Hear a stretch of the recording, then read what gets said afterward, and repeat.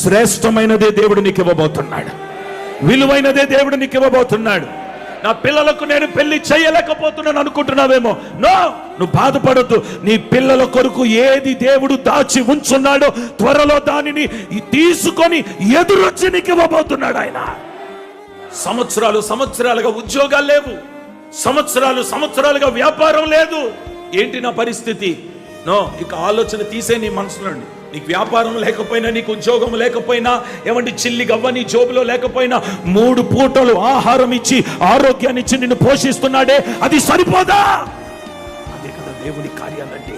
రేపు కనీసం నీ పిల్లలకు పాలు ప్యాకెట్ తెచ్చుకోవడానికి కూడా నీ దగ్గర డబ్బులు లేవు, కానీ నీ కొరకు కాకులను పంపిస్తున్నాడు, పక్షులను పంపిస్తున్నాడు, ఏమంటే చేపను పంపిస్తున్నాడు, రొట్టెను పంపిస్తున్నాడు. ఎదురొచ్చే దేవుడు ఎవరో తెలుసా? నీ జోబు ఖాళీగా ఉన్నా నీ కడుపును ఖాళీగా పెట్టడాయన. ఆయన పిల్లల కొరకు ఏదైనా చేయుటకు ఎదురు రాబోతున్నాడు ఆయన. ఆయన ఉన్నంత వరకు ఆయన పిల్లలకి ఏ ఆకలి ఉండదు. ఆకలితో ఉంచాడు, కరువుతో ఉంచాడు, కొదువుతో ఉంచాడు, ఇబ్బందులతో ఉంచాడు.